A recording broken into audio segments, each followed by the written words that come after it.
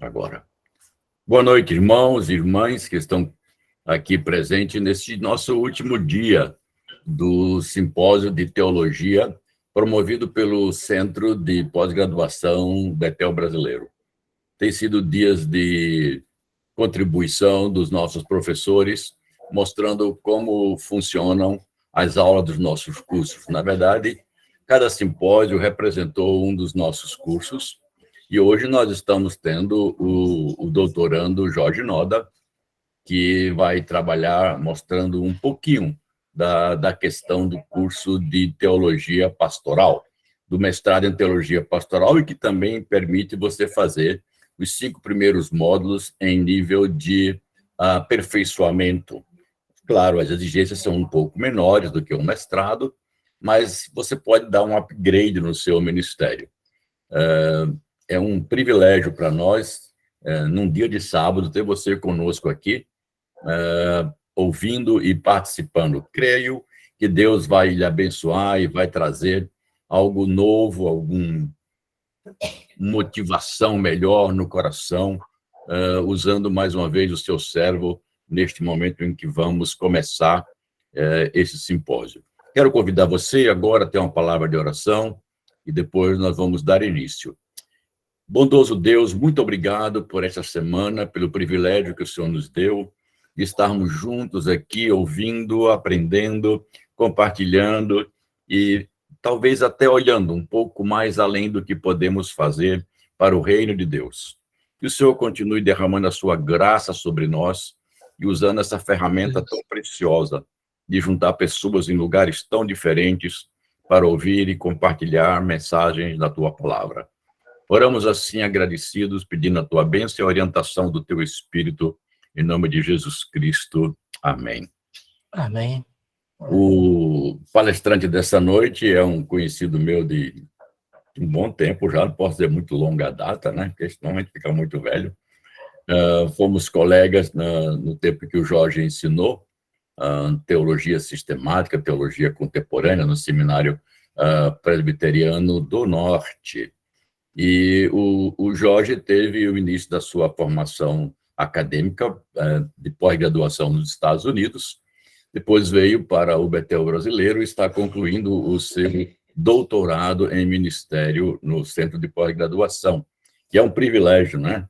Ter uma pessoa como o Jorge, que gosta tanto de ler, e com certeza todo mundo que tem aula com eles reconhece que Deus lhe deu um talento especial.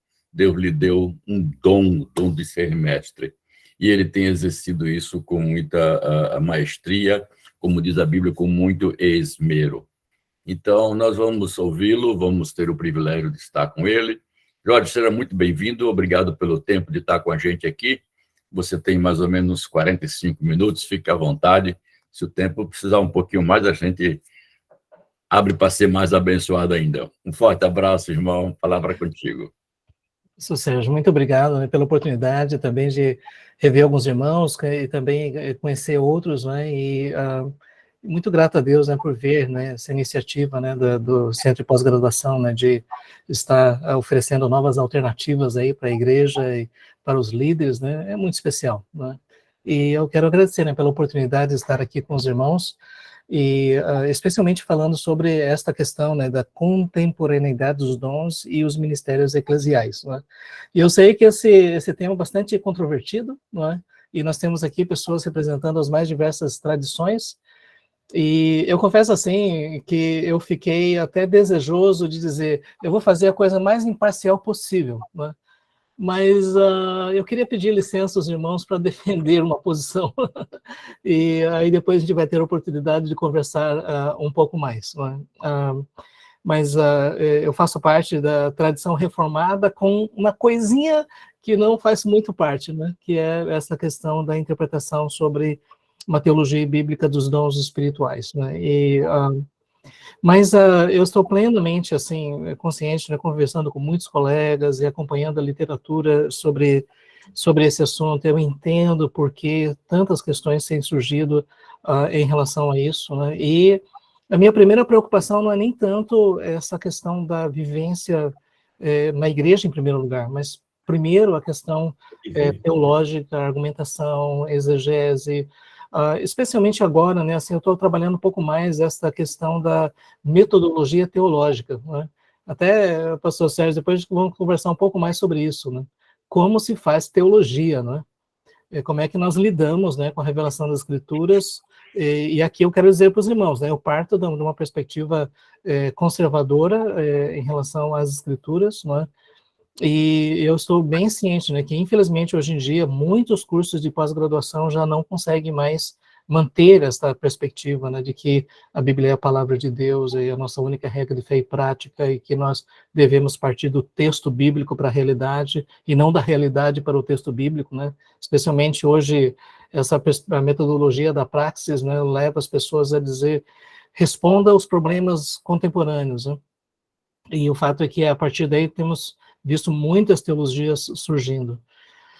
Ultimamente, eu tenho tentado refletir um pouco mais, né, sobre essa questão do momento que nós estamos vivendo na realidade da igreja, e eu confesso para os irmãos que eu vejo essas duas dimensões, né, mais extremas, né? Por um lado, nós temos irmãos zelosos pela autoridade das Escrituras e que, ao mesmo tempo, têm, às vezes, até insistido, até me lembro na época do Seminário Reformado, que a gente conversava sobre isso, né, que reformados têm uma tendência para enfatizar a dimensão intelectual, cognitiva da teologia, né, e isso não é totalmente correto, né, porque basta estudar os reformadores, os puritanos, os princetonianos e tudo mais, né, para saber que eles tinham uma dimensão muito espiritual, avivamento espiritual e tudo mais, né, é uma história longa, né, da Escócia, País de Gales, Inglaterra, América e tudo mais, né.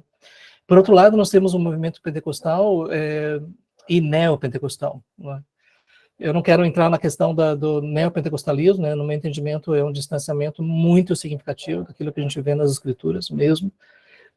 Agora, o movimento pentecostal, né, que tomou conta do mundo inteiro, essa é uma questão, né, que tem, até eu estava vendo o próprio Donald Carson, né? Aliás, queria já dizer, viu, gente, quer você seja sensacionista ou não, né, o trabalho de Donald Carson está invertido ou está certo?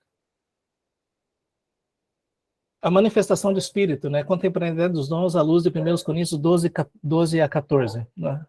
Meus irmãos, ultimamente, assim, para mim, Donald Carson tem sido uma bênção, assim, por causa da metodologia dele, sabe? Então, queria incentivar os irmãos, não é? Na verdade, eu nunca vi um trabalho como esse aqui, sabe? Assim, o Dr. Carson, ele tem familiaridade com toda a literatura, não é? E, ao mesmo tempo, é um pastor, um pregador, e Deus tem usado ele de uma forma especial. Bom, meus irmãos, eu gostaria aqui de propor que a gente pudesse ler a Bíblia. Então, primeiro, vamos ler os textos relevantes, depois eu gostaria de conversar, né, sobre essa questão da questão sensacionista continuista, e depois trazer mais para essa questão do exercício do ministério, realmente, e a dinâmica, a vida da igreja. Então, acho que seriam mais ou menos essas três questões, né, que a gente poderia trabalhar. Os irmãos já estão mais do que familiarizados com o texto, mas, de qualquer forma, eu acho importante, não é? Porque, depois de tudo, esse é um assunto que nós temos revelação, isso é, Deus inspirou os apóstolos a escrever sobre esse assunto. Então, deixa eu ver se eu consigo, então, colocar aqui o PowerPoint. Vou ver se dá certo aqui.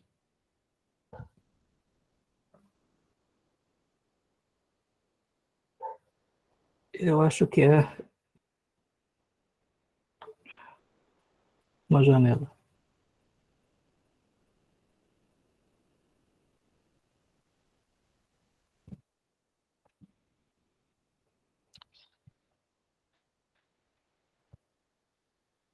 Vocês não estão visualizando aí?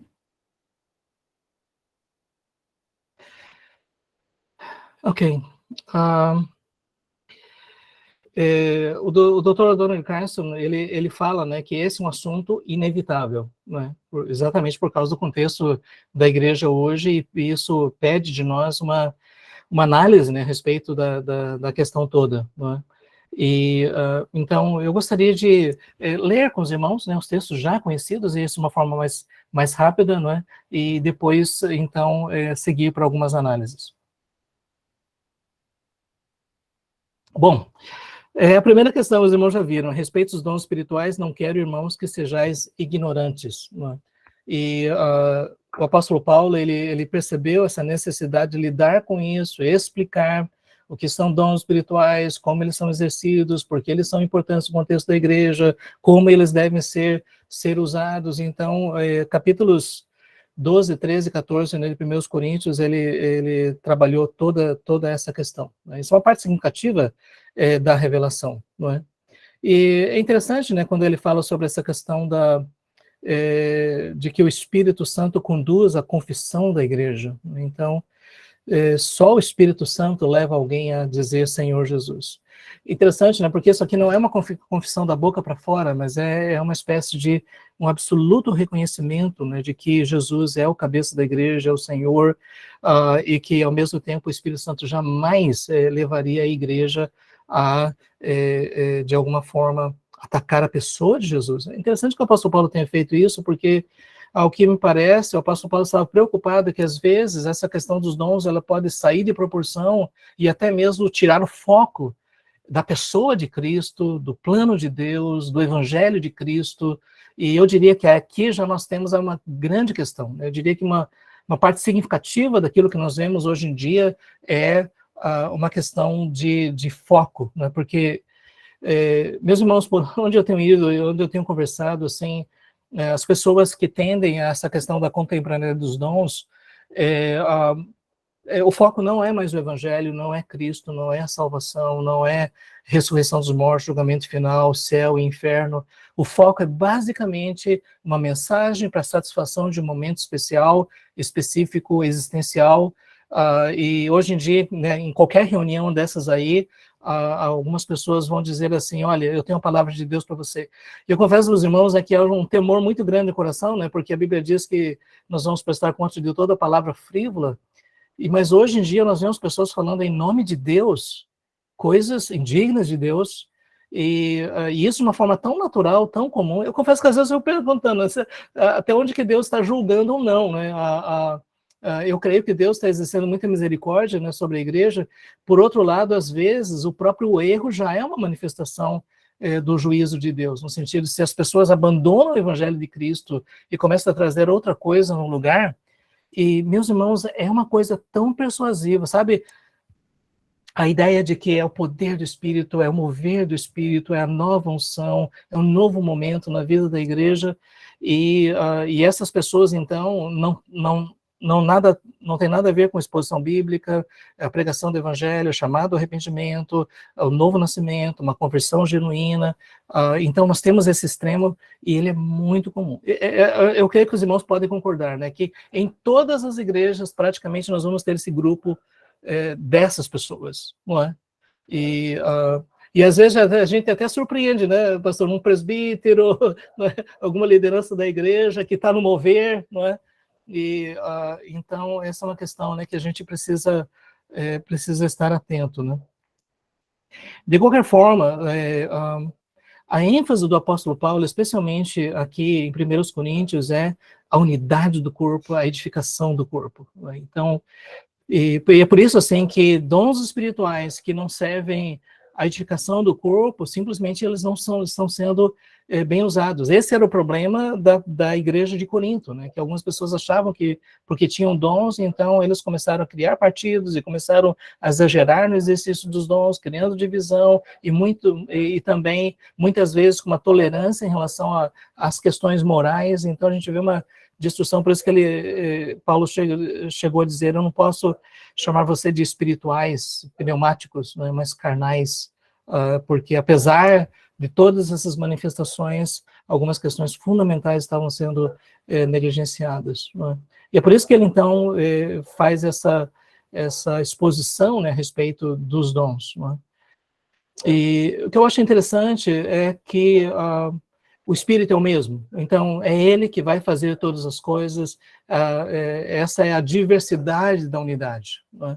Alguns até mesmo veem aí essa questão da da própria Trindade, né, o Pai, o Filho, o Espírito Santo agindo no contexto da igreja, não é? Porque nós temos aqui o Espírito é o mesmo, o Senhor é o mesmo, o Deus é o mesmo, né, que opera tudo em todos, não é? Então, e visando esse fim proveitoso.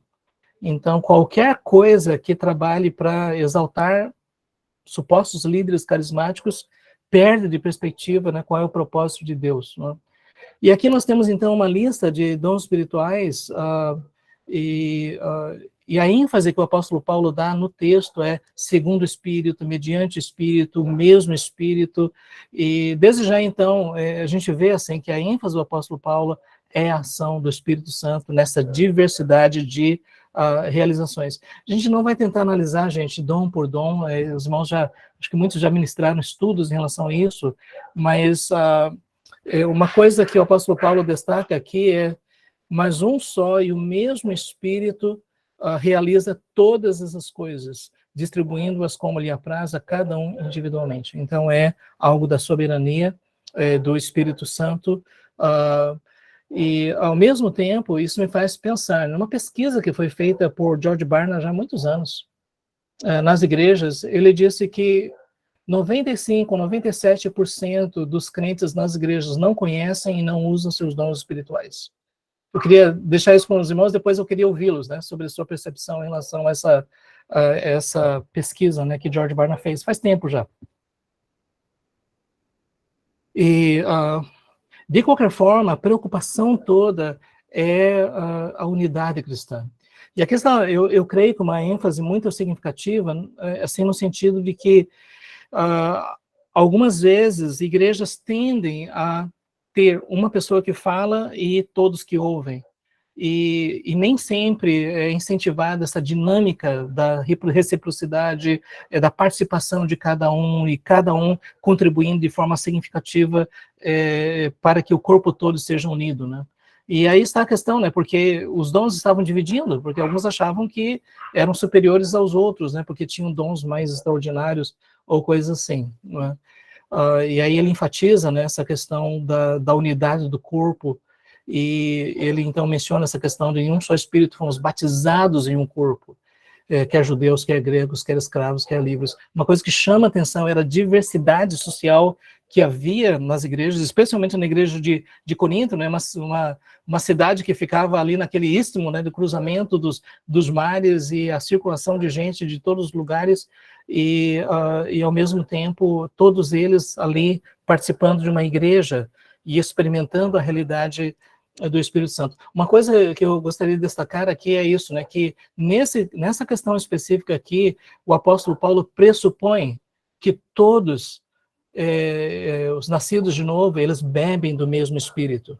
Não vou entrar aí nessa questão do conceito de batismo com o Espírito Santo nesse momento, mas então, batizados no corpo, no meu entendimento, algumas igrejas mais sacramentalistas veem isso aqui no sentido de o batismo da cerimônia da igreja, mas parece que aqui o apóstolo Paulo está falando sobre a obra sobrenatural do Espírito Santo.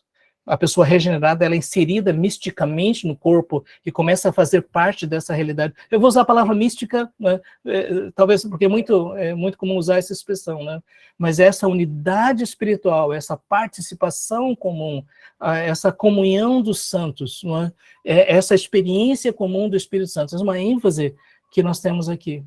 E quando eu estava refletindo sobre isso, pensei especialmente sobre a questão da espiritualidade dos dons.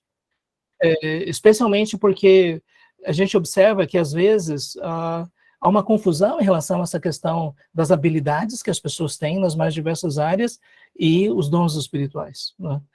Para o apóstolo Paulo, a regeneração pelo Espírito, a inserção no corpo de Cristo, a manifestação do Espírito, tudo isso é muito espiritual, né, no sentido bíblico da palavra, não é essa questão do pneumático, né, do pneumatique. Então, isso dá uma ênfase sobre a espiritualidade da igreja. E eu diria, meus irmãos, assim, que hoje, talvez, um dos grandes desafios é que, se nós não estivermos totalmente atentos, a igreja pode se transformar numa coisa muito humana, muito feita pelos homens, E quando a gente vai para as Escrituras, a gente vê que a igreja é resultado da ação soberana e poderosa de Deus, não é? E eu diria que esse é um dos efeitos mais perniciosos da secularização, é quando pouco a pouco a igreja não é mais vista na sua realidade espiritual, ela é vista como uma organização, ela é vista como uma entidade dentro da sociedade, mas não mais como o corpo vivo de Cristo. E aqui o apóstolo Paulo ele fala, nos foi dado a beber de um só Espírito. E aqui eu diria, né, que talvez uma das razões porque muitas vezes os dons espirituais não são exercidos é porque talvez pessoas estão ingressando na membresia da igreja sem que tenham bebido do Espírito Santo, sem que tenham sido inseridos no corpo de Cristo pela regeneração.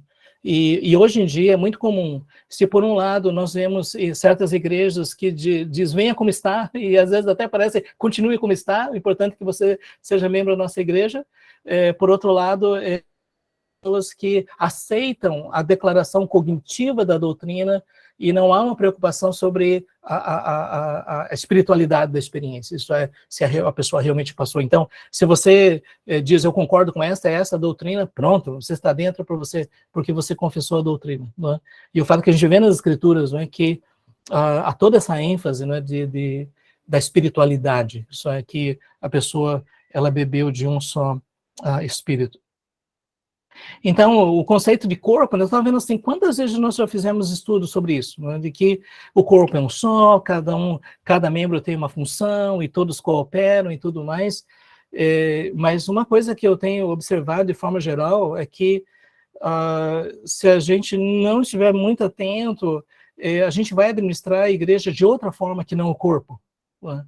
E às vezes até mesmo imitando estruturas administrativas. Eu diria que uma das grandes questões históricas na igreja aconteceu quando a igreja ela foi transicionando de uma igreja perseguida para uma igreja com maior presença no Império, até que ela foi reconhecida como igreja oficial do Império Romano, e a partir daí toda a estrutura administrativa do Império também foi aplicada, e depois nós temos o Sacro Império Romano Germânico, e a partir daí nós vemos uma superestrutura administrativa, eclesiástica, clerical e tudo, e talvez através dos anos a gente não tenha conseguido se desvincular totalmente de todas essas coisas que aconteceram através da história, e a partir daí nem sempre essa experiência dos membros do corpo ela é vivenciada. E até fico pensando, né, que hoje em dia se fala sobre membresia, né, mas uma teologia bíblica de membresia não é um cartão de membro, não é? Mas a inserção no corpo de Cristo e a vivência da dinâmica do Espírito na comunhão dos santos, isso é ser membro, não é? Então, eu sou membro de tal igreja. Até eu estava lembrando, né, que em outras épocas, alguns irmãos, olha, meu irmão, faz tempo, o irmão não tem vindo aqui e tudo mais. Mas, não, eu estou morando em outro lugar. Então, a gente pode dar baixa da sua membresia? Não, eu sou membro dessa igreja, né? Então, sabe, qual é o conceito de membresia? Né? Mas aqui a ideia é que nós somos membros desse corpo, e o que Deus fez, né, é ele que estabeleceu os dons. Eu acho interessante, né, que logo no início nós vimos aquela questão dos dons, que talvez até a pessoa chame dos dons carismáticos, mas aqui também a gente tem isso, né? Mas aqui agora também a gente vê esses dons chamados ministeriais, apóstolos, profetas, mestres, como a gente vê lá na carta de Paulo aos Efésios. Mas uma coisa que fica clara é que não são todos, e até mesmo essa questão de falar em outras línguas, né, não são todos. Agora, o que se destaca nessa passagem é: procurem com zelo os melhores dons.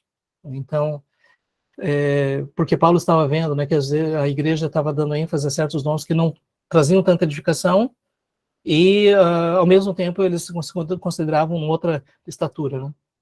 Eu me lembro que há anos atrás uma pessoa chegou para mim, ela estava nesses movimentos, não é? E daí essa pessoa chegou, e era uma pessoa alta, sabe? Assim, aí eu estava conversando com ela, ela olhou para baixo e disse, sabia que eu sei falar em línguas? Daí eu disse, como assim? Eu disse, não, eu sei, você quer ouvir? Eu disse, não. E aí ele olhou para mim e disse, talvez o irmão não tenha chegado lá ainda, ou eu não tenha chegado, nesses termos, né? E desse sentimento de espiritualidade, e a gente sabe que, especialmente na perspectiva mística, a ideia de que se você tem algo que parece mais próximo do sobrenatural, a sua autoridade é maior do que uma questão mais conceitual, né? Então, e as pessoas são propensas para isso. Entre você ouvir uma exposição bíblica e ouvir uma profecia, qual dos dois? Né? E aí nós temos toda a situação que nós vemos hoje em dia. Ok. O apóstolo Paulo, eu quero passar, porque isso aqui é uma coisa já, né, que os irmãos estão já bem familiarizados, sobre essa questão da prioridade do amor, porque o pessoal estava usando o dom para autoexaltação, para se projetar na comunidade, e Paulo diz, não adianta nada se vocês não tiverem amor, né? E interessante que ele coloca o amor em termos muito práticos, muito concretos do dia a dia. E eu estava pensando nisso, meus irmãos, hoje nós estamos vendo essa realidade. Não tem um corinho antigo, né, que a gente cantava, diz assim, eu vim buscar a minha bênção, você veio buscar a sua bênção também? Que hoje nós temos uma espécie de extremo individualismo, que pessoas saem das suas casas e vão para uma reunião da igreja para buscar a sua bênção, né? Para ouvir Deus falar, né? E se o pregador ele não toca direta ou indiretamente naquela situação existencial, a pessoa vai embora decepcionada e diz, hoje Deus não falou comigo, né? E ela simplesmente não prestou atenção no que Deus estava falando o tempo todo, porque a palavra estava sendo exposta, mas é que a pessoa estava esperando uma coisa bem específica. E às vezes a pessoa que está lá na frente diz, olha, quanto àquele teu problema, eu orava de madrugada, não é? E eu quero dizer, Deus te manda dizer, ele vai te dar a vitória. Digo, hoje Deus falou comigo, como é que ele sabia disso? E isso é uma coisa tão comum que muitas pessoas não percebem que isso daí é pura manipulação, né? Só que a pessoa sai de lá e diz, hoje foi especial, né? É tão comum também as pessoas irem para uma reunião, não é? E dizem, olha, hoje Deus falou poderosamente, né? O que foi que ele falou? Eu não me lembro, mas a gente sentiu a presença de Deus. E a partir daí, o Espírito Santo, né, que inspirou as Escrituras, que concedeu pastores, mestres e tudo mais, isso não é levado em conta, né? O fato é que todos os dons, né, devem ser modulados, né, pelo amor. Eu gostaria de... aqui na parte final, né, quando ele fala sobre o amor, né, aqui nós temos essa expressão, quando porém vier o que é perfeito, então o que é em parte será aniquilado. Bom, eu tenho conversado com muitos irmãos reformados, né, houve o próprio Jonathan Edwards, no século XVIII, um sermão dele, né, ele disse que esse perfeito é o fechamento do cânon, a revelação de Deus. Hoje em dia, muitos exegetas reformados concordam que o texto aqui parece estar falando muito mais sobre a consumação da história, a volta de Cristo e o aperfeiçoamento final dos santos, né? Então, até o próprio Tom Schreiner, né, que escreveu agora um livro sobre cessacionismo, ele diz que esse argumento, exegeticamente falando, não é interessante, porque o próprio texto e contexto mostra, né, que esse perfeito aí é a volta de Cristo e a glorificação no final da história, né? E quando ele diz, nós agora vemos como espelho, então veremos face a face, conheço em parte, conhecerei como também sou conhecido, realmente seria uma dificuldade dizer que isso se aplica ao fato de que hoje nós temos os 66 livros do cânon. De qualquer forma, ele diz, agora, pois, permanecem a fé, a esperança e o amor. É impressionante essa trilogia, né, na teologia de Paulo, né? Mas eu quero seguir, porque tem umas questões... Como é que está o nosso tempo, Glaucia?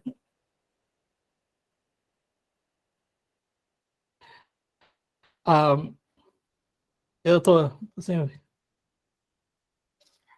tem tempo ainda, pode ficar tranquilo. Gente, de qualquer forma, essa questão seja para edificação. E uma coisa que me chama a atenção é que a igreja ela só pode ser edificada pela diversidade. Em outras palavras, assim, um ministério monocromático não edifica. Porque se você tem uma pessoa que tem um dom espiritual, mas todos os outros, eles não estão sendo usados na edificação do corpo, então, como alguém já disse, né, você tem um pastor mestre, a igreja vai ser muito intelectual. Você tem um pastor evangelista, ela vai ser bem evangelística, e assim por diante, não é? Mas como nós precisamos de todo mundo, não é? E eu diria que esse é um dos grandes desafios ainda na nossa concepção de vocação, né? Porque às vezes as pessoas vêm com uma diversidade de dons e ministérios, passa pela educação teológica e sai um soldadinho de chumbo, né? Todo mundo tem que ter esse formato aqui. E às vezes isso gera uma frustração, porque algumas pessoas, mas eu tinha expectativa, não, você é pastor. Você não estudou para ser pastor? Então você é pastor, né? E o fato é que às vezes Deus está dirigindo pessoas para o exercício de outros ministérios, né? Eu estava pensando, né, que o Ronaldo Lidório, né, assim, eu acho que a pior coisa que a gente poderia fazer com ele era pedir para ele cuidar de uma igreja, né? Ele fazer o trabalho pastoral de uma... Eu não sei se ele está pastoreando agora, ou ele está... Não, né, ele está... ele entenda bem, gente, ele é um apóstolo, assim, no sentido, né, de alguém que é um desbravador, é alguém que precisa estar lá na frente, ele precisa... Então, eu tive a oportunidade de conhecer um irmão que ele tinha o dom de evangelista. Eu sei que algumas pessoas dizem que esse dom não está mais ativo, né? Mas o nosso irmão, Raj Kumar Ramachandran, né? Quando eu digo Raj Kumar Ramachandran, não interpreta o que eu estou dizendo, é o nome dele. O irmão indiano, lá do Haggai, ele era conhecido como The Bible Man, não é? Porque ele lia a Bíblia toda, Gênesis, Apocalipse, a cada 2 meses, depois passava 2 meses meditando em algumas passagens, depois ele lia tudo e já faz, sei lá quantas décadas que ele está fazendo a mesma coisa. A gente teve aula com ele, ele era uma Bíblia ambulante, na Nova Versão Internacional. Mas uma pessoa que Deus tem usado de uma forma impressionante para ver ateus salvos, budistas, hindus, muçulmanos, é algo assim impressionante, né? Mas realmente eu não viria ele, né, como um teólogo nesse sentido da palavra. Inclusive, a profissão dele era engenheiro, né? Então, mas voltando aqui, que seja tudo feito para edificação. E eu tenho receio de que, às vezes, a igreja não consegue se fortalecer plenamente, exatamente porque o espaço não está sendo aberto, ou a gente não está propiciando uma estrutura para que cada um possa participar com o dom que recebeu da parte de Deus para a edificação do corpo, né? E isso me faz lembrar do Betel Brasileiro. Eu tinha um colega, e ele... Eu achei engraçado, né, que ele era muito extrovertido, né, que nem eu, né? O fato é que ele era muito extrovertido e eu super introvertido. O pessoal que me conheceu na época queria me encontrar em algum lugar, eu estava com o nariz num livro, né? Mas eu como agradeço a Deus pela vida dele, assim, como ele me ajudou, sabe? Ele era brincalhão, ele era divertido, e às vezes ele cutucava a minha costela, eu levava um choque, coisas assim. Mas como eu agradeço pela vida dele, porque qualquer outra pessoa diz, não, o japonês é muito fechado, deixa para lá. E como isso foi especial para mim, né? Até hoje, depois de 1985, 86, né? Mas uma coisa que nós vemos aqui é que não seja confusão, né? Mas paz. Porque é isso que estava na igreja de Corinto, confusão, né? Aí isso me faz lembrar, né, dessas distorções, né, numa igreja... Eu achei que era brincadeira, mas depois o pessoal disse que aconteceu mesmo, né? Numa dessas igrejas assim que dão essa ênfase, né? Daí uma pessoa começou a dizer, meu servo, é isso que te digo. Daí outra pessoa no outro canto, não, sou eu que digo. E aí, isso é confusão, né? E os espíritos dos profetas são sujeitos aos próprios profetas. E aí está um problema seríssimo, porque muitas pessoas dizem, onde o Espírito do Senhor está, aí é a liberdade. Aí pode plantar bananeira, pode fazer o moonwalk de Michael Jackson, pode gritar o urro do leão da tribo de Judá e todas essas coisas, porque onde o Espírito do Senhor está, aí é a liberdade. Interessante, né? Porque Paulo aí estava falando sobre a liberdade da regeneração, né? E não da lei de Moisés. Não tinha nada a ver com essa questão de o Espírito Santo dar permissão para fazer qualquer coisa, né? Então, uma instrução significativa, né? Aí nós temos o texto de Efésios, que eu também acho muito interessante, porque os dons, e nesse caso, né, chamados dons ministeriais, não sei se a gente pode fazer essa classificação, né, porque esses dons aparecem lá em conjunto, em 1 Coríntios, não é? Mas é a edificação do corpo de Cristo. Agora, veja o verso 13. Até que todos cheguemos à unidade da fé e do pleno conhecimento do Filho de Deus. Em outras palavras, O exercício dos dons que possibilita esse tipo de crescimento, unidade da fé, o pleno conhecimento, a epignosis, não é? Esse conhecimento que não é só saber falar sobre cristologia, mas é uma experiência viva da pessoa de Cristo a partir de todos os membros. O apóstolo Paulo lá na frente, aliás, um pouco atrás, ele falou sobre isso, né, que Deus é poderoso para fazer infinitamente mais. Para que não sejamos mais meninos levados ao redor por todo o vento de doutrina.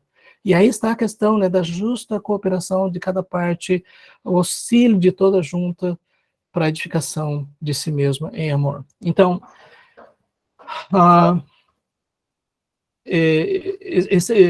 algum tempo atrás, eu estava pesquisando mais sobre eclesiologia, e uma coisa que chama a atenção é que, apesar de nós termos isso já claramente ensinado nas Escrituras, mas nem sempre a gente consegue ver os caminhos para que isso seja uma realidade, a justa cooperação de cada parte, a participação de cada um, para que o corpo de Cristo ele possa ser visto. Você já percebeu, até eu vi uma vez uma análise sociológica da igreja, né, de que você vê o supernúcleo e depois as pessoas mais comprometidas, aqueles que fazem parte, aqueles que estão por ali rodando, né, mas a percepção que o apóstolo Paulo tem da igreja é a edificação do corpo, é a participação de cada um, para que através da diversidade, na unidade, o nome de Deus seja glorificado e a igreja seja equipada para fazer a missão.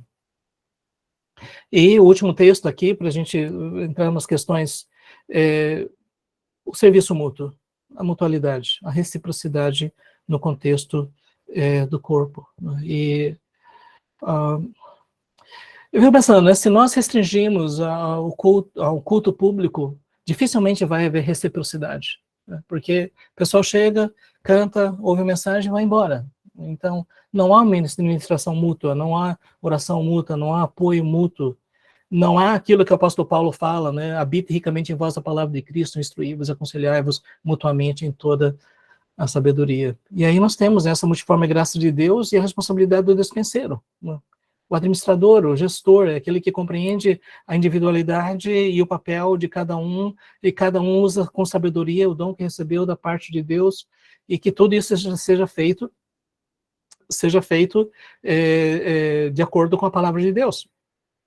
Então, aqui nós temos somente dois dons, né? Falar e servir. Na verdade, a gente pode colocar uma classificação, né, dos dons de falar ou de servir. Mas uma coisa que nós vemos aqui, primeiro, é que tem que ser de acordo com a palavra de Deus. Segundo, tem que ser na dependência do Senhor. Terceiro, que o objetivo seja a glória de Deus, não é? E quarto, né, que isso é por meio de Cristo, cabeça da igreja, não é? E então Deus é glorificado pelos séculos dos séculos. Os irmãos já viram muitas vezes, né, essa lista aí dos dons, mas o que me chama a atenção é isso. Primeiro, que eu não vejo o apóstolo Paulo tentando fazer uma categorização dos dons, ele simplesmente menciona quais são os dons. Então, por isso que eu já vi assim, diversas pessoas dizendo, não, esses daqui são os dons carismáticos, esses daqui são os dons de serviço. Eu já ouvi até pessoas dizendo, esses daqui são dons naturais. Não é? Assim, biblicamente falando, não existem dons naturais. Não é? Por definição, o dom é espiritual, é uma operação do Espírito Santo. E uma coisa que a gente deve ver, né, por exemplo, socorro, administração,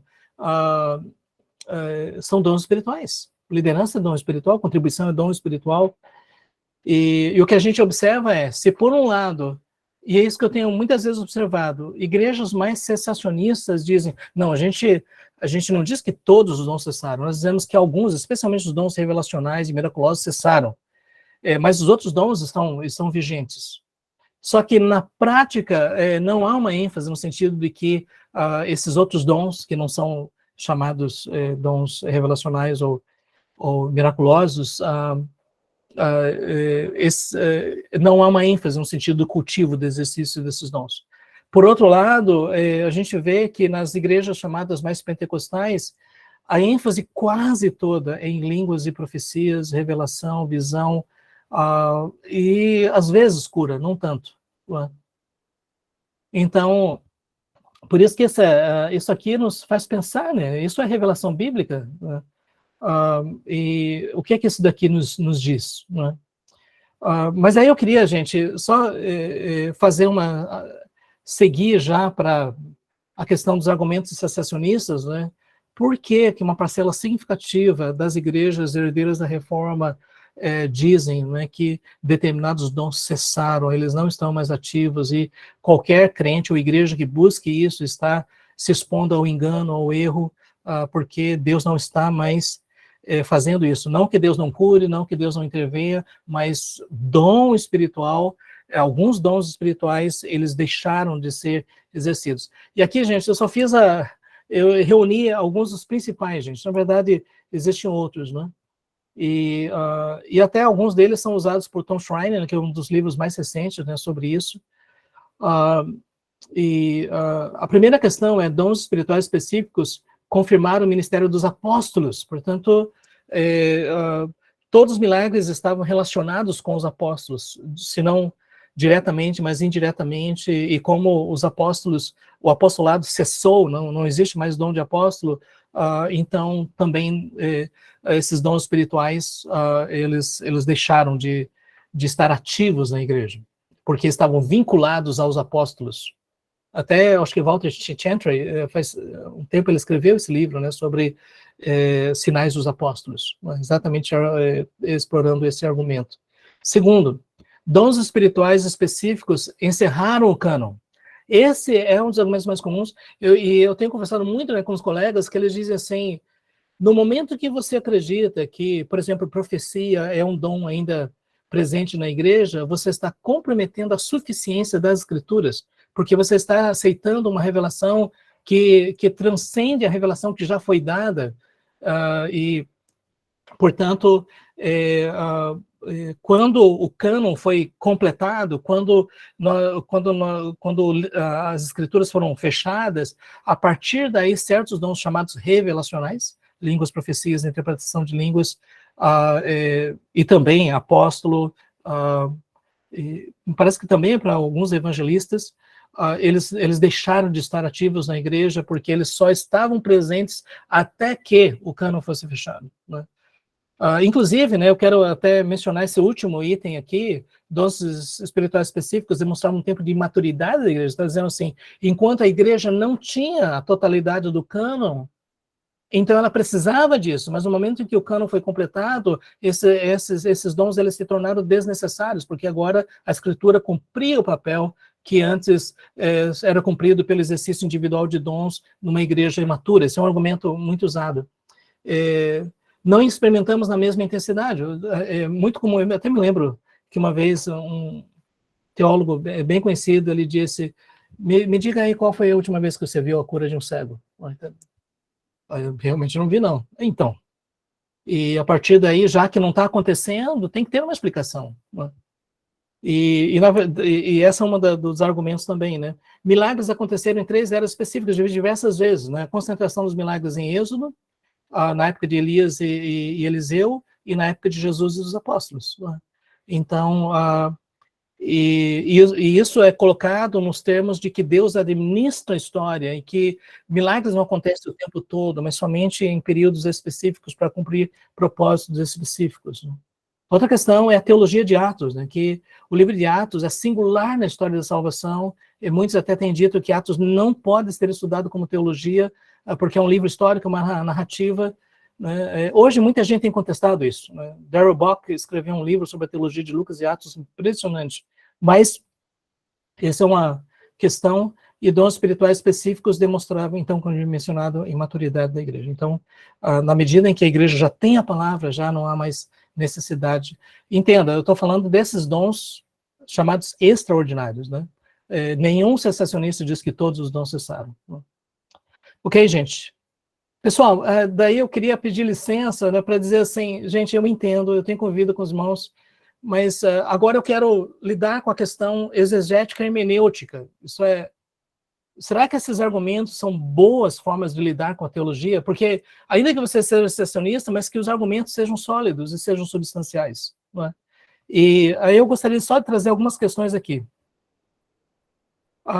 Primeiro, dons espirituais não só confirmaram o ministério dos apóstolos, mas estiveram presentes de forma regular na igreja. Então, até mesmo a instrução do apóstolo Paulo para a igreja de Corinto mostra que isso era uma atividade da igreja como um todo, e não somente vinculada aos apóstolos. E, por exemplo, a igreja de Corinto não tinha um pastor apostólico ali, não é? Tinha Paulo, né, debaixo da autoridade, né, apostólica, mas e o que a gente observa no testemunho bíblico é que não há assim, nenhuma menção, não é, de que ele estaria restringido aos apóstolos. Havia sinais dos apóstolos, mas também havia essa diversidade do exercício dos dons. Então, ainda que uma pessoa ela seja cessacionista, uma questão da hermenêutica é que uma parte não pode ser tomada pelo todo. Se nós temos a informação de que havia sinais dos apóstolos, sim, mas isso significa que não havia atividade desses dons chamados extraordinários de outras formas, em outros contextos? Sim, havia. Portanto, esse argumento ele tem suas limitações. Porque, e aí está uma questão séria de hermenêutica, né? Porque aparentemente, olha, está vendo? É o ministério dos apóstolos. Então, por isso assim que eu diria que por si só esse argumento aqui ele teria suas limitações, né? E aí dizer assim, não, mas é que estava indiretamente vinculado aos apóstolos. O quanto indiretamente? Porque se as igrejas estavam espalhadas e estavam vivendo a dinâmica dos dons e tudo mais, e nós vemos isso mencionado pelo apóstolo Paulo, por Pedro, então essa é uma questão. Dons espirituais específicos não comprometem a suficiência das escrituras, porque elas mesmas ensinam sobre a sua necessidade e como devem ser exercidas. Então, se nós dizemos, né, que compromete, e essa mesma escritura está dizendo, olha, os dons espirituais servem para a edificação da igreja, vocês não devem ser ignorantes em relação a isso, e vocês devem exercer dessa forma. Quer dizer, então nós temos uma instrução clara, direta, de como deve ser feito. E aí nós estamos dizendo, não, isso que o apóstolo Paulo escreveu foi para um momento específico da história. Então, no meu entendimento, o que compromete a suficiência das escrituras é tirar uma parte significativa da revelação bíblica e dizer que não vale mais, por outros argumentos que não os argumentos bíblicos e teológicos. Então, isso é uma questão, para mim, muito séria, não é? Porque a partir daí nós podemos estar limitando a edificação da igreja, a dinâmica da vida da igreja, do cumprimento da missão da igreja, por não estimular as pessoas a buscar a capacitação do Espírito Santo no cumprimento da missão. Se não experimentamos a mesma intensidade, não significa que cessaram. Devemos considerar o testemunho da igreja através da história e no presente em diversos lugares do mundo. Gente, assim, essa é uma questão, né? Porque eles cessaram. Gente, na época dos pais da igreja, na época de alguns movimentos, né, na Idade Medieval, na época da Reforma Protestante, dos puritanos, no avivamento metodista, nos grandes avivamentos lá na Inglaterra, nos Estados Unidos, existem diversos testemunhos de manifestações sobrenaturais que seriam considerados, por exemplo, dom de profecia, de revelação, de sonho, de visão e tudo mais. Inclusive Jonathan Edwards, né, que era um sensacionista, né, mas ele conta aí o testemunho dele que a esposa dele levitou, né, e coisas estranhas aconteciam nos cultos de Jonathan Edwards, do grande filósofo, teólogo Jonathan Edwards, né, e também daquele que seria o seu genro, né, que morreu precocemente, David Brainerd. Inclusive, entre os escoceses, é uma questão interessante, porque escocês é um presbiterianão, sabe, mas ao mesmo tempo existem muitas coisas, né, dos chamados Covenanters, né, aqueles escoceses avivalistas, assim, coisas impressionantes que aconteceram. E eu entendo que muitas vezes estão, não, mas não é língua de profecia, é outra coisa. Mas o que eu quero enfatizar é de que havia uma dinâmica de espiritualidade, especialmente nos movimentos de avivamento, que deixa o cabelo em pé, né? Então, os milagres se concentraram em períodos específicos, mas foram, aliás, faltou um não aqui, os milagres se concentraram em períodos específicos? Sim, mas foram uma constante nos tempos bíblicos. Essa é uma questão interessante, houve uma concentração, mas eles não deixaram de acontecer através de toda a revelação bíblica. Aliás, não havia um movimento cessacionista na Bíblia. Okay? Então, o pressuposto de que Deus operava com grandes sinais e prodígios, isso é uma constante de Gênesis e Apocalipse. Então, é por isso que dizer, mas concentrou aqui. Basta fazer um levantamento bíblico e ver a operação sobrenatural de Deus nas diversas áreas. O livro de Atos Apóstolos foi escrito para confirmar a nossa fé, nos orientar no cumprimento da missão. E mesmo nós aqui, eu quero defender uma tese. Inclusive, eu estou preparando para um curso na área de outra pós-graduação na área da teologia de Lucas e Atos. Estou maravilhado, assim. E eu creio que Lucas e Atos são livros teológicos. Aliás, Lucas é um dos maiores teólogos do Novo Testamento. A gente fala sobre Paulo, mas Lucas escreveu 1/4 do Novo Testamento, né? E tem muitas coisas assim bem significativas. O Evangelho de Lucas não foi escrito só para contar a história, ele foi escrito para anunciar o Evangelho. O livro de Atos não foi só para contar a história, foi para consolidar a igreja e fortalecê-la no cumprimento da missão. Os dons espirituais devem ser exercidos com sabedoria, para que não haja imaturidade. O problema não é a imaturidade, o problema é a falta de sabedoria em como lidar com isso. Então, eu imagino, né, que Paulo dizia, não diga necessário, os dons foram dados, mas que sejam exercidos com sabedoria. Então, gente, isso que eu estou trazendo aqui são algumas perspectivas minhas, assim, mas é lógico que você está perguntando, peraí, mas quer dizer então que você é plenamente? Eu costumo até dizer assim, me parece que para alguns eu sou pentecostal demais, e para outros eu sou tradicional demais. Acho que é essa a ideia, né? Por quê? Porque muita coisa que está acontecendo hoje em dia, eu não vejo paralelo com as escrituras, a forma como acontece, não é? E eu vejo que as pessoas que dizem acreditar nos dons não levam a sério a instrução apostólica. E então, assim, isso é uma coisa séria, porque o Espírito Santo está agindo aí, mas aí, gente, Glaucia, como é que a gente está?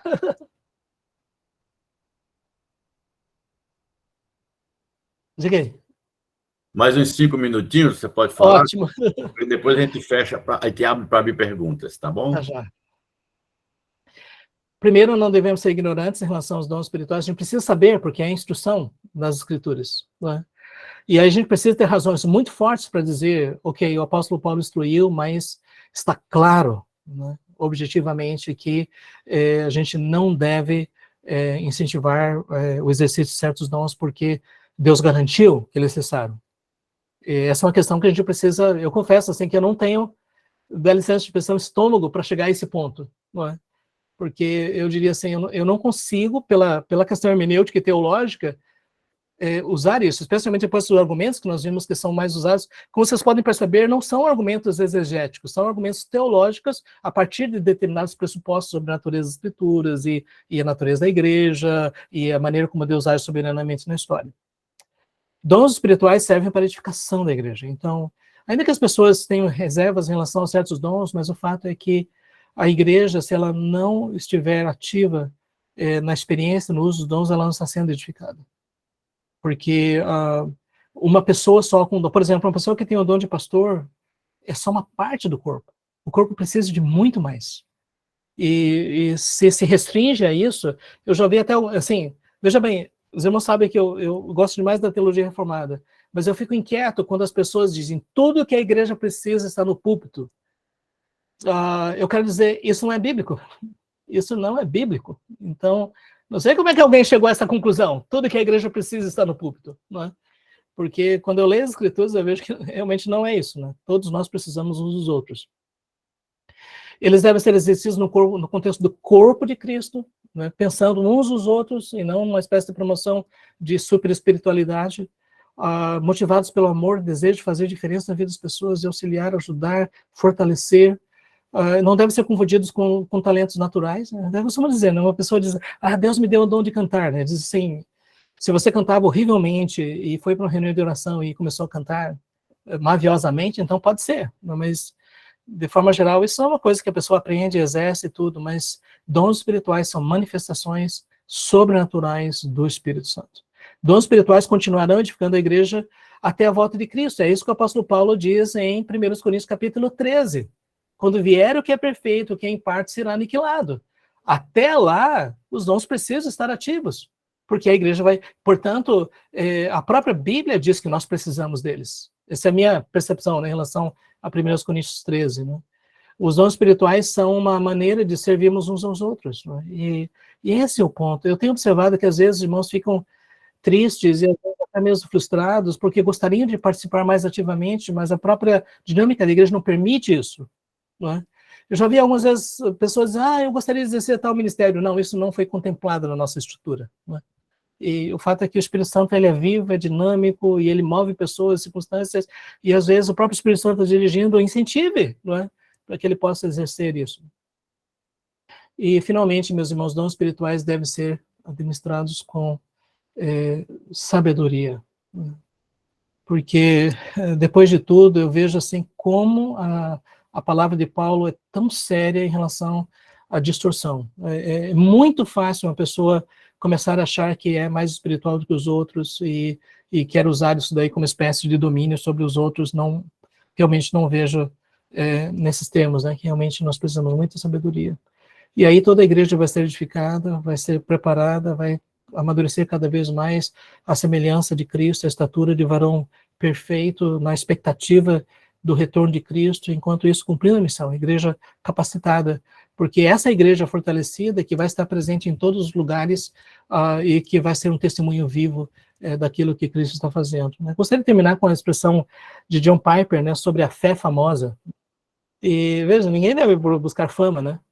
Mas o apóstolo Paulo fala, né, que certas igrejas ficaram famosas por causa da sua vida, da sua dinâmica, do amor, das manifestações espirituais, de vidas que estavam sendo alcançadas e transformadas. Meus irmãos, foi bem corrido, né? Mas eu queria agradecer, né, pela oportunidade e aí nós podemos continuar conversando. Você já deve ter notado que o assunto é interessante, é empolgante. O Jorge estava falando aqui, as perguntas estavam vindo aqui, e eu quase não vou complementar, não posso complementar, tenho que ficar quieto aqui agora. Mas é exatamente assim, esses aspectos, quando mergulhamos nas Escrituras, começamos a entender que elas falam por elas mesmas, né? A Escritura está ali para trazer para nós. Bom, não quero complementar, o palestrante de hoje é o doutorando Jorge Noda, e vamos abrir agora para perguntas. Agora, eu vou pedir um favor, não traga a sua contribuição falando o que já foi dito ou o que você acha.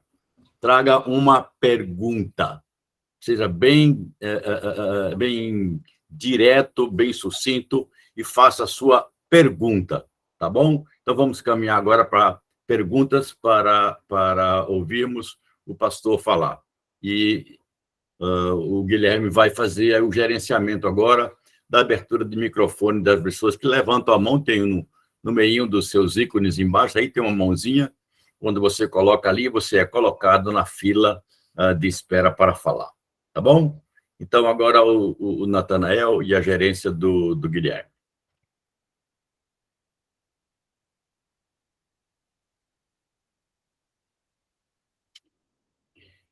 Natanael, abra seu microfone e pode falar.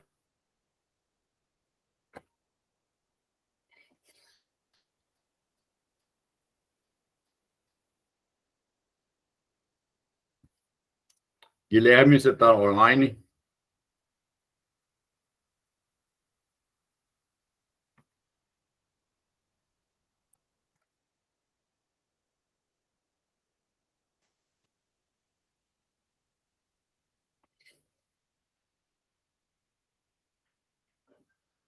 Será que é possível abrir daqui?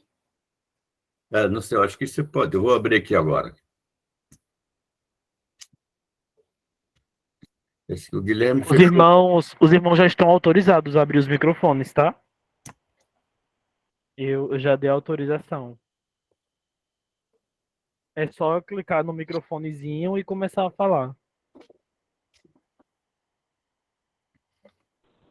Peço perdão, irmãos, mas ficou ativado aqui, mas não tinha uma pergunta nesse momento. Mais O alguém? irmão William, ele é o primeiro da lista aqui. Bom, boa noite a todos. Vocês me ouvem? Estou me ouvindo. Quero ser sucinto em concordância com a orientação do Dr. Sérgio Lira. Primeiro, quero agradecer a oportunidade de participar do simpósio e ouvir essa palestra maravilhosa. A minha pergunta trata-se do seguinte, queria saber do pastor Jorge. Desculpa. Como eu dizia, quero perguntar ao pastor Jorge como o senhor vê a cultura, no meu entendimento, da igreja brasileira, que hoje em dia todo mundo quer ser pastor, porque pastor já é status, né? Já é status social, e como o senhor disse na sua fala, a igreja tem uma multiplicidade de dons e de ministérios, todos concorrendo a favor da dinâmica do corpo de Cristo. Isso se completam. Mas hoje em dia todos querem ser pastores. Quando você diz, né, que você entrou no seminário, que você é seminarista, as pessoas já pré-julgam que você será pastor. Então, essa é a minha pergunta. Eu gostaria de saber do senhor como o senhor vê essa realidade que está na maioria das igrejas evangélicas, independente das suas denominações. Então, eu diria, né, pastor Sérgio, assim, que especialmente as escolas teológicas deveriam contemplar isso, no sentido de entrevistar e conversar com os alunos e tudo mais, em que áreas que os alunos estão se sentindo direcionados, e talvez até oferecer alternativas de aperfeiçoamentos específicos, né? Eu diria especialmente, a graduação ela é mais ou menos um padrão, né? Mas depois a especialização pode seguir em diversas direções, né? É uma pena que nas igrejas, nessa questão até financeira, né, o pastor é contemplado com, no geral, o melhor salário, né? Qualquer outra coisa aí já é visto de outra forma, né? É uma pena, né? Porque a partir daí a gente não vê essa dinâmica, né, do exercício dos diversos dons no contexto da igreja, né?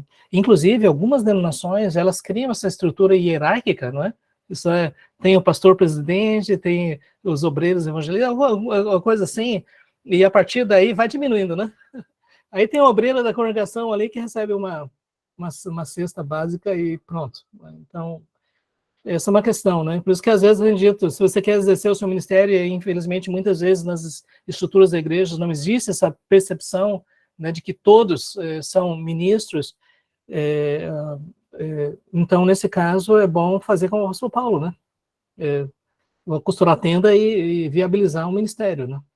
Mas não aceitar, por exemplo, eu vejo que algumas pessoas têm dons diversos, mas aceitam esse padrão porque não tem como outra alternativa. Aí vem a frustração, a igreja se frustra, a pessoa se frustra, ela sabe que deveria estar fazendo outra coisa, mas continua ali. E, gente, isso é uma coisa deprimente. E acontece muitas vezes, muitas vezes. Então, por isso, William, eu diria que esses são os grandes desafios que nós temos hoje, de compreender essa diversidade dos dons e ministérios e estimular, né, cada um a exercer, né, os seus ministérios específicos para colaboração no corpo de Cristo.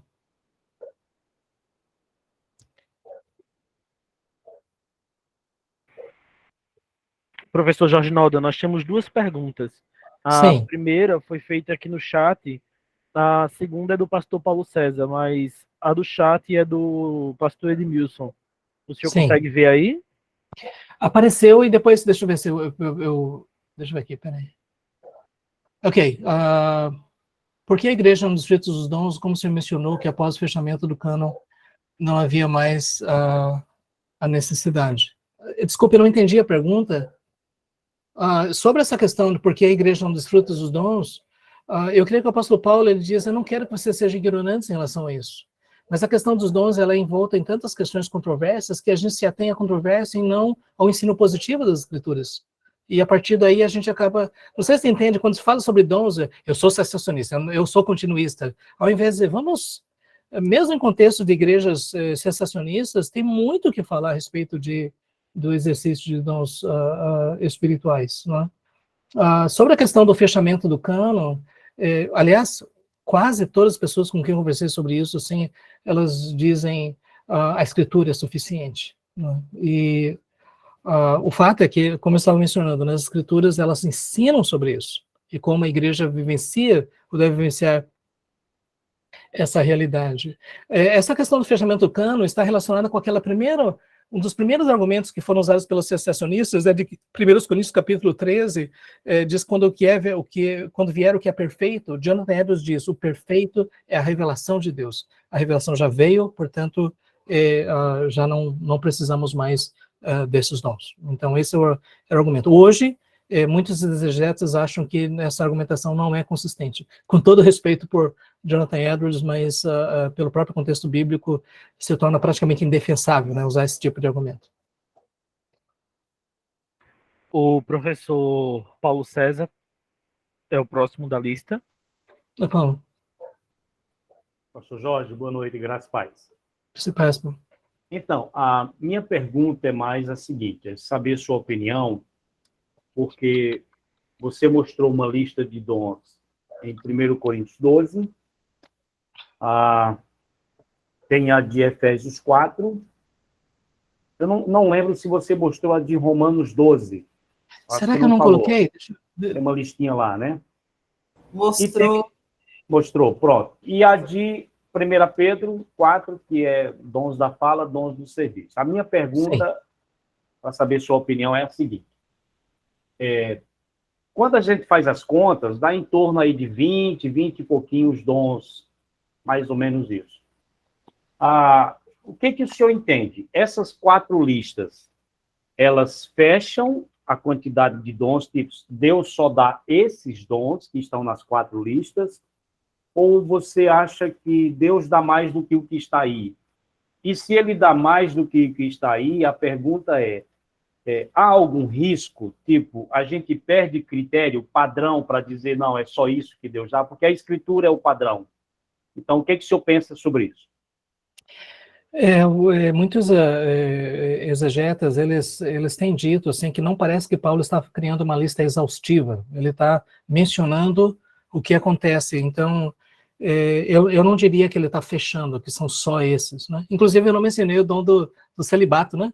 Não sei, a gente até tem que falar com os alunos, né, sobre isso, quem quer, né? Procure com zelo os melhores dons, né? Até eu me lembro que na época do Betel, eu dizia para as alunas assim, olha, se vocês realmente querem servir ao Senhor, não casem. Não, pastor, também não é assim, né?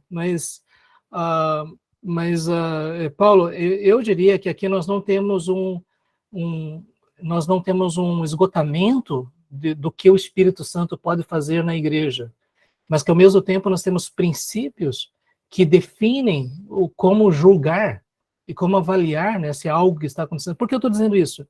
Na história da igreja aconteceu muitas coisas que não estão aqui, especialmente em momentos de grandes avivamentos espirituais, né? Então, e é por isso que eu me lembro uma vez, pastor Sérgio, uma vez eu estava conversando com um reformado mais linha dura, e ele disse assim, o avivamento da Coreia não foi genuíno, porque não era verdadeiramente reformado. Uau! Aqueles presbiterianos ali estavam meio... Olha, quando eu ouvi isso, deu uma dor no estômago, eu disse, não acredito nisso. Eu tive a oportunidade, né, de ir, acho que foi com Dona Lídia, né, no GECOI. Pastor, foi? GECOI?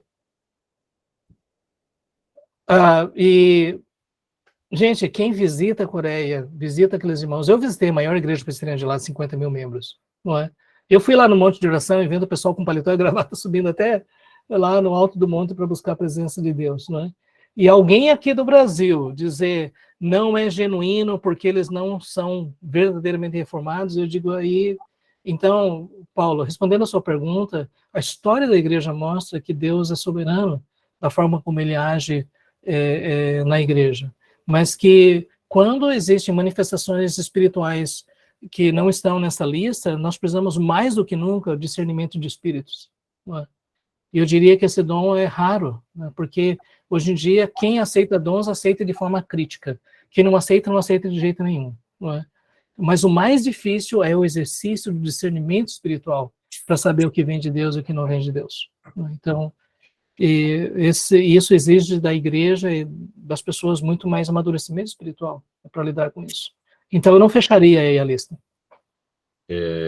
Antes de você colocar, só para acrescentar um pouquinho aqui, que no Antigo Testamento nós encontramos a figura de Bezaliel, que a Bíblia diz que o Espírito de Deus o capacitou para produzir toda a sorte de artífices manuais. Foi dom até de artesanato, se fosse o caso aqui agora. Pois é, então... E Paulo não faz nem menção disso aí. Professor Jorge, há uma pergunta aí no chat, do Natanael. Poderia ler e responder, por favor? Que conselhos daria a pastores e missionários para desenvolver o ministério de forma que cultive o exercício e o desenvolvimento dos dons na igreja ou no plantio de igrejas? Gente.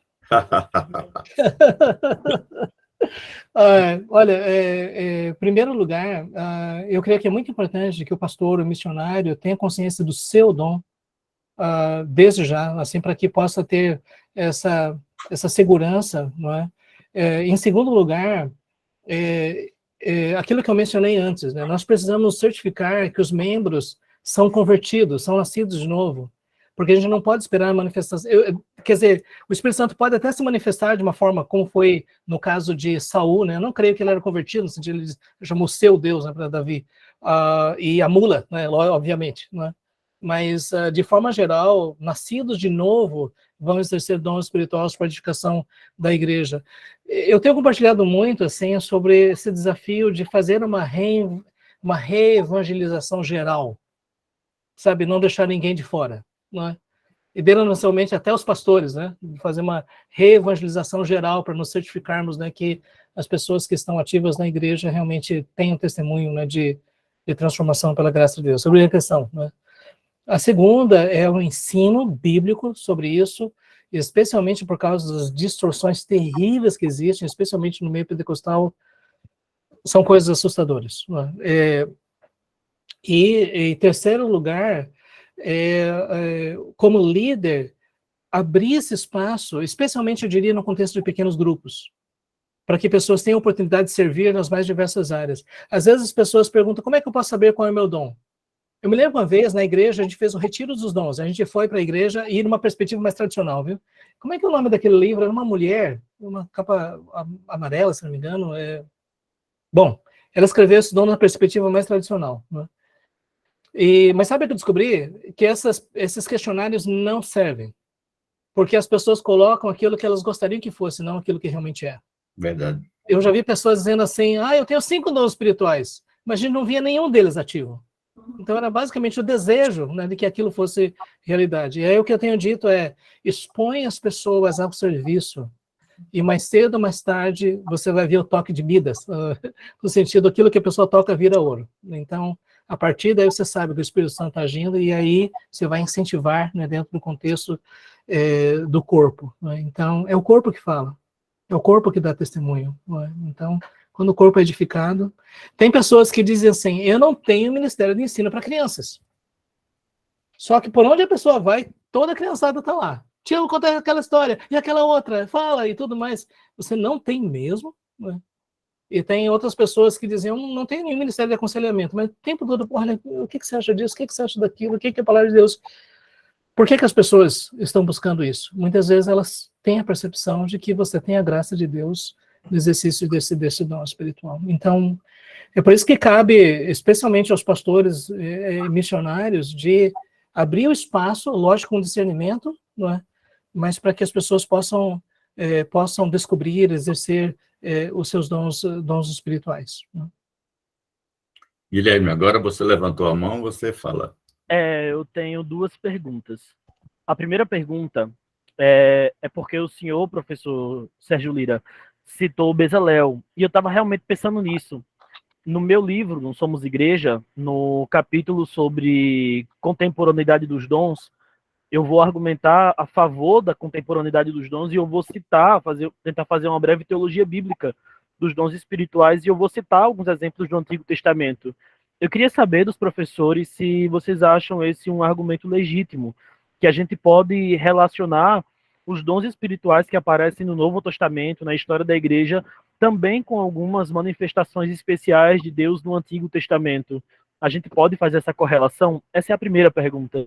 E a segunda pergunta é se talvez as nossas igrejas, principalmente as reformadas, muitas vezes não têm medo dos dons espirituais, não têm medo disso, até de se aproximar dessa temática por medo de ser confundida com a igreja pentecostal ou neopentecostal, e às vezes a gente talvez perca muito por causa desse medo.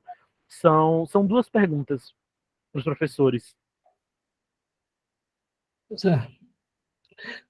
Eu costumo dizer que existe o medo da ladeira abaixo, você entende? O pessoal acha que se abrir um espaçozinho, aí desce rolando e não para mais, né? E lógico que vai precisar de sabedoria. Mas pastor... Não, a pergunta é para você, o palestrante não sou eu, não. E eu acho que, em parte, isso foi respondido, né? Assim, o pastor Sérgio falando sobre isso. Toda a escritura é inspirada por Deus e toda ela mostra uma obra do Espírito Santo no Velho e no Novo Testamento, né? Então, me parece que isso mostra, né, que o Espírito Santo, ele age de uma, eu não vou dizer uma forma criativa, né, mas diversa E como a gente vê, tanto no Velho Testamento, certas manifestações de espírito que não são... Por exemplo, a questão da força física de Sansão, né? Também. Então, veja, muitas vezes as pessoas fazem filme de Sansão como ele fosse um The Rock, né? Você entende? Eu acho que ele é um homem comum, talvez até franzino, entende? Mas que capacitado pelo Espírito Santo, na hora que ele recebia unção, ele era capaz de pegar uma queixada, né, e sair matando os inimigos. Eu não sei, porque não era a força natural dele, né? Cortou o cabelo, não tinha mais. Então... Você queria que ele fosse um Jorge Noda, pelo que eu estou vendo aí agora. Né? Samurai! Então, Guilherme, eu fico pensando, né, às vezes, aquilo que eu já mencionei antes, né, que eu creio que quando nós delimitamos expectativas, a gente acaba não percebendo, né, que o Espírito Santo ele age de uma forma surpreendente, e que às vezes coisas o Espírito Santo está fazendo, e o perigo que existe é de líderes tolherem aquilo que pode ser uma verdadeira obra do Espírito Santo. Paulo César, vai pagar dobrado agora, porque já é a segunda vez, né? Estou brincando. Estava na outra pergunta, e aí era só para saber se o senhor já ouviu. Eu ouvi rapidamente em uma conversa, nunca li, nunca estudei sobre o assunto, uma conversa que eu ouvi. Sempre se fala do cessacionismo, continuismo, né? Sim. Você já ouviu algo do tipo desvanecente? Como é? Desvanecente? Sim. O que é isso exatamente? Basicamente é o seguinte, é que os dons não cessaram com os apóstolos. Eles continuaram seguindo, mas foi diminuindo até desaparecer, e aí não. Então esse é o desvanecente. Isso é que parece que enquanto a igreja ainda não estava, por assim dizer, se apropriando da plenitude da revelação bíblica, então ainda o Espírito Santo viu a necessidade de continuar se manifestando, mas à medida em que a igreja estava amadurecendo e crescendo e tudo mais, foi tornando cada vez menos necessária a manifestação desses chamados dons extraordinários. Essa é a ideia do desvanecente, né? Mas pelo que eu entendi do comentário é que os dons existem hoje, mas não com a mesma intensidade que existia. Sim. Você se lembra que esse é um dos argumentos do cessacionista, que nenhum cessacionista nega, por exemplo, que Deus possa operar uma cura ou um milagre, até um milagre mesmo na natureza, mas ele diz que isso é uma coisa rara, e não é por causa de um dom específico, mas por uma ação específica de Deus, mas ninguém pode alegar que tem um dom específico naquela área, porque esses dons de operação de milagres e tudo cessaram, né? Então, por isso que nós temos aí, talvez é isso, né, que não desvaneceu de todo, né, mas é muito pontual, muito esporádico, né? Então, até, por exemplo, alguns cessacionistas dizem, se você acredita nos dons, por que é que nós não vemos repetição de Atos Apóstolos? Não é? Porque se os dons necessários, então a gente teria... Aí, eu diria que existem algumas questões, não é? Primeiro, sim, Deus é soberano. Ele vai agir na história. Por exemplo, essa é a minha pergunta, por que Deus não opera um avivamento como foi na época de Jonathan Edwards? Mas eu sei que ele é soberano e ele pode fazer isso a qualquer momento. Mas a outra questão, e aí eu diria que isso é muito sério, é que talvez a nossa condição espiritual ela tenha suas limitações, exatamente pela falta da expectativa, de busca, de fortalecimento espiritual. E aqui tem uma questão, né, porque eu nem tinha mencionado sobre batismo com o Espírito Santo, plenitude do Espírito Santo, mas o que eu tenho observado é que, às vezes, a partir do argumento de John Stott, né, de que o batismo acontece no novo nascimento, isso parece que gera uma falta de expectativa de manifestações posteriores do Espírito Santo, como aconteceu na vida de muitos missionários e avivalistas, né? Então, não estou nem levantando a questão, né, da interpretação da teologia da segunda bênção, mas Paulo diz, não vos embriagueis com vinho, mas, no grego, deixai-vos encher continuamente do Espírito Santo. E eu tenho receio de que, às vezes, não há nem mesmo a expectativa de que isso possa acontecer. Jesus disse, quem crer em mim, como diz as Escrituras, do seu interior fluirão rios de água viva. Eu ministrei, né, para uma turma aí do Betel, Atos Apóstolos, né, e eu fiquei impressionado, assim, é o Espírito Santo do começo ao fim, não é? Antes do Espírito Santo, não dos apóstolos. Então, o que explica o crescimento, o desenvolvimento e tudo mais? O poder do Espírito Santo. É isso que explica. Tem as estratégias, tem os métodos e tudo, mas depois de tudo, foi a intervenção especial poderosa do Espírito Santo. E é isso que o testemunho do apóstolo, do Atos dos Apóstolos nos diz.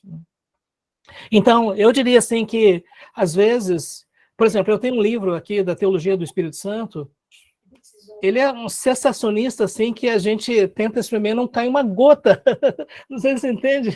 É tão árido que você lê como matéria acadêmica, mas você não sente uma motivação espiritual, você não sente um desejo de buscar a presença de Deus, experimentar a graça de Deus, adorar a Deus, sabe? Ali no Palmer Robinson. Não, é outro. Acho que é um alemão. Vamos ter mais uma pergunta antes de fazermos o nosso fechamento. Zé Wagner, você está fechando a lista de perguntas aí por causa do nosso tempo. Por favor.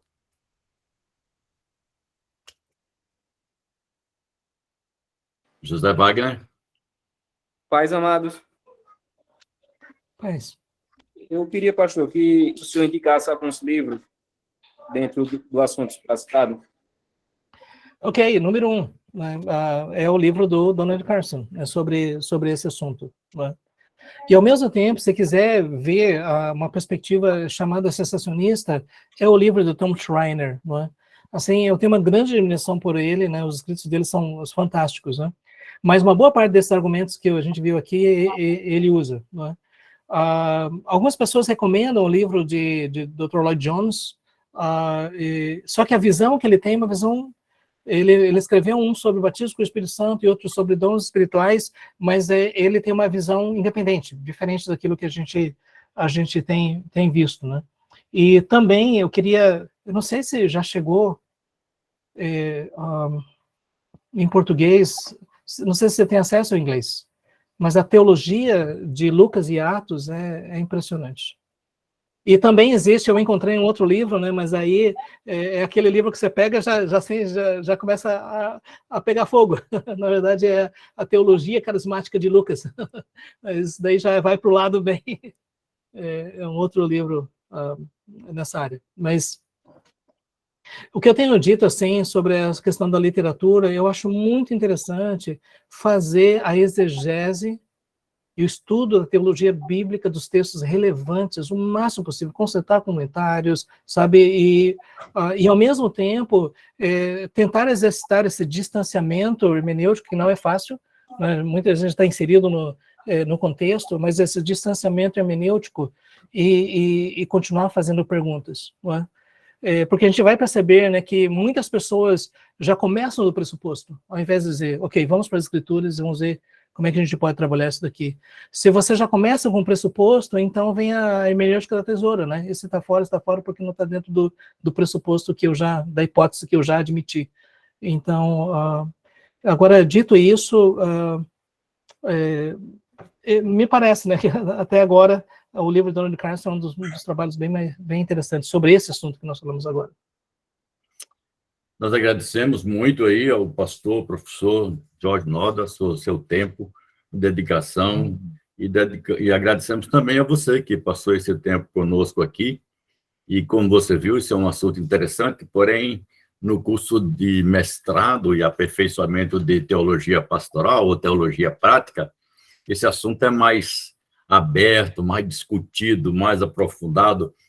O mestrado em teologia pastoral tem 3 núcleos. Tem um núcleo pastoral, onde você vai trabalhar com o ministério do pastor, a questão da identidade do líder da igreja local. Vamos olhar a questão da pregação expositiva, do ministério pastoral e perfil da igreja local. Depois tem um núcleo hermenêutico, onde a gente olha para a hermenêutica do século XXI, o que é que está acontecendo, as novas hermenêuticas, as suas posturas. E o pastor Jorge Noda ministra uma cadeira interessante aí, que é os pactos de Lausanne 1, 2, 3, para a gente ver algo bem próximo dessa teologia hermenêutica que é feita desse congresso que foi promovido por John Stott e Billy Graham. Né? Billy Graham, e foi uma bênção. E tem o núcleo missional, que você vai olhar tanto para a questão novos rumos da evangelização, e uma coisa que é preciso olhar, que é o cuidado pastoral desses missionários, desses líderes que estão sendo colocados, e a plantação e desenvolvimento de novas igrejas. Muito interessante. Isso é uma grade do curso para dar um upgrade maior em você. Você pode conhecer mais detalhe procurando a missionária Gláucia, ou indo no nosso Instagram, né, pós-graduação Betel, e você vai encontrar. Nós agradecemos muito a todos vocês, queremos ter uma palavra de oração final, dizendo que o departamento tem mais 4 cursos, aconselhamento, tem um curso de gestão de igreja local, tem o curso de hermenêutica, e são cursos que estão à sua disposição, e o doutorado em ministérios. Vamos orar. Louvado seja o teu nome, Senhor, por esse período que tivemos essa semana, ministrando sobre áreas diferentes e aprendendo com homens e mulheres de Deus, cada um na sua área, o Senhor dotando de tanta sabedoria, de ir para a Escritura e extraindo dali princípios para a nossa vida. Que o Senhor abençoe os irmãos e irmãs que estiveram conosco, que ouviram e levaram eles a pensar e a olhar para a Escritura e submeter-se a ela, entendendo que ela é a nossa regra de prática, ela é normativa, ela é suficiente, ela é atemporal e ela é supracultural, está acima de tudo aquilo que a gente está acostumado a pensar e fazer. Louvado seja o nome de Cristo, dá-nos uma noite em paz, em nome de Jesus. Amém. Amém. Jorjão, um grande abraço, espero você aqui em Gravatar. Se Deus quiser. Minha esposa está dizendo assim, todo ano você convida e ele não vem. Então eu posso aparecer aí?